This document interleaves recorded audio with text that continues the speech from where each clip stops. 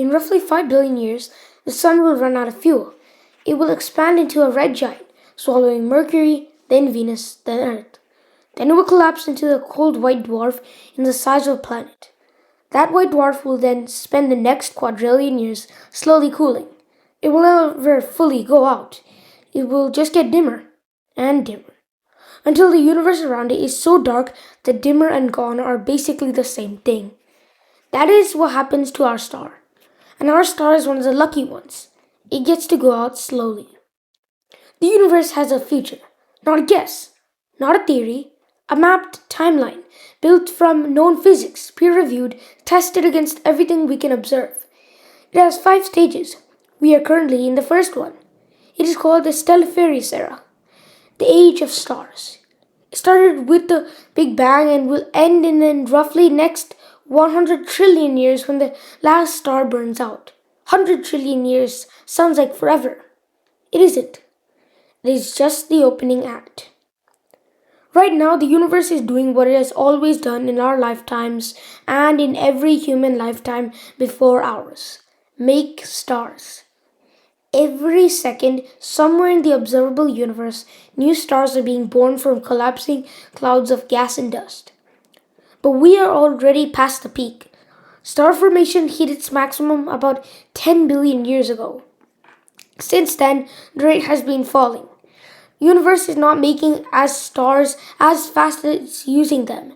It is running a deficit. Slowly, over timescales we cannot feel, the lights are going out one by one.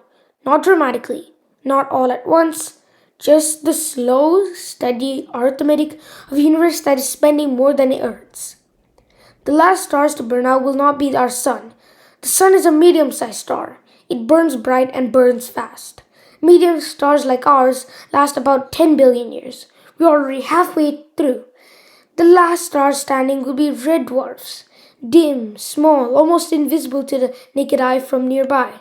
They burn so slowly and so efficiently that a red dwarf can live for up to 10 trillion years. Some estimates push it to 100 trillion. Right now, red dwarfs make up 70% of all stars in the universe. Most of them have barely started. They will be still burning long after every star like our Sun has gone cold.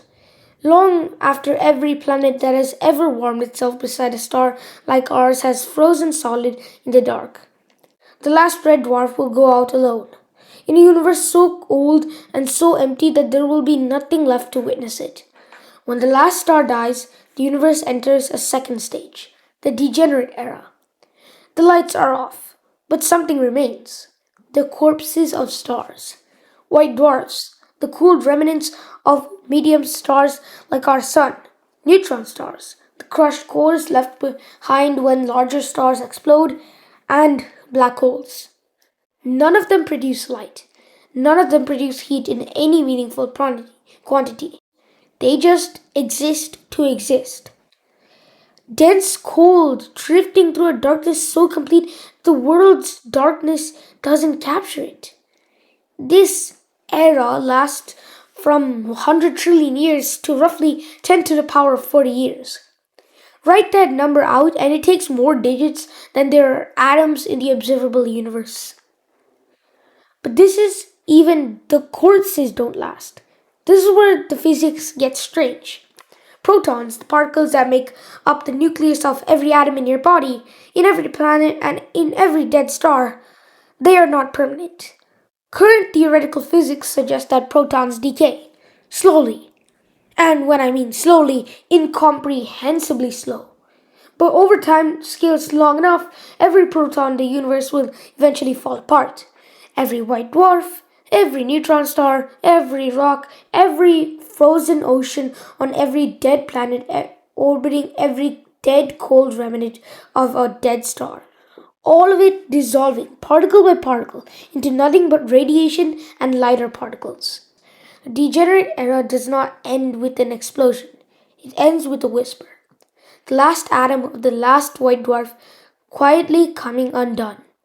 What's left? Black holes. The third stage is the black hole era. It runs from roughly 10 to the power of 40 years to 10 to the power of 100 years. These numbers language was not built to hold. Put it this way. The current age of the universe, 13.8 billion years, is so small compared to these timescales that it cannot be expressed as a meaningful fraction, so it just rounds to zero. In the black hole era, black holes are the only significant structures that are left in the universe. They have consumed everything they could reach. They drift in an expanding void, growing colder than the space around them. Because space itself has a temperature, a tiny one, left over from the Big Bang. And as long as the temperature of the space is higher than the temperature of the black hole absorbs more energy than it emits. It does grow, it grows slowly, but it grows. Then the universe cools enough. Something called the Hawking radiation takes over. Stephen Hawking predicted in 1974 that black holes are not permanent, that they slowly leak energy in the form of radiation, so slowly that for most of the universe's history, that process was completely irrelevant. But over timescales long enough, even the largest black holes evaporate. The biggest black holes in the universe, the supermassive ones sitting at the center of galaxies, billions of times the mass of our Sun, will take roughly 10 to the power of 100 years to fully evaporate. When the last one goes out, it does not go out with a bang. It goes out with a final burst of radiation, a flash, and then nothing. The black hole era ends. What comes after that? The fourth stage has no familiar landmarks. No stars, no planets, no black holes, no atoms. Just an expanding void filled with the lowest particle energy physics allows. Photons stretch to wavelengths longer than the observable universe. Electrons and positrons drifting so far apart that they will never interact again. This universe is not dead. It is just completely, finally empty. This is called the Dark Era, and should go on forever. We're close enough to forever that the difference doesn't even matter. You didn't choose when to be born. Nobody does. But you were born now, in the Stelliferous Era, the age of the stars. The only era in the entire history of the universe that when the conditions for life as we understand it can exist. Stars provide the energy. Stars forge the heavy elements, the carbon, the oxygen, the iron, that complex chemistry requires. Stars warm the planets close enough to produce liquid water. Without stars, none of that exists.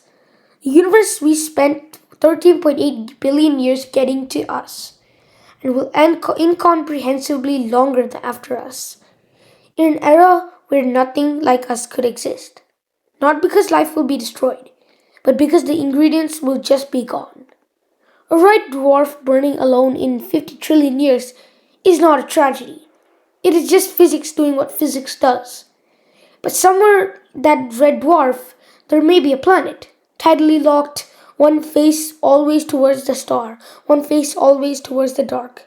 And on the warm side of that planet, in a thin strip of the habitable temperature between the burning and frozen, there may be something alive. Something looking up at the sky that with no stars visible, because the rest are already gone, wondering the way things that can wonder tend to do, whether they are alone. They would recognize a sky that we do not recognize. The Milky Way may have merged with the Andromeda by then. Most stars that were in our galaxy might have already burned out. And the stars above the red dwarf world would be nearly black, and a handful of ancient red lights. Maybe the question those creatures ask into the dark may be the ones we ask now, just asked into an emptier universe. You exist in the most luminous point in the universe will ever have. Right now, in this era, more energy is being released per second than any point in the universe's remaining future. The universe is brighter now than it will ever be again. Every star you see tonight is burning. In 100 trillion years, none of them will be. The light leaving those stars right now is an evidence of something temporary. A window. The briefest possible window. In a timeline that stretches to numbers that have no names. Look up on a clear night. What you are seeing is not permanent. It is not the universe's natural state. It is an accident of timing. A fire that was always going to go out. And you just happened to arrive while it was still burning.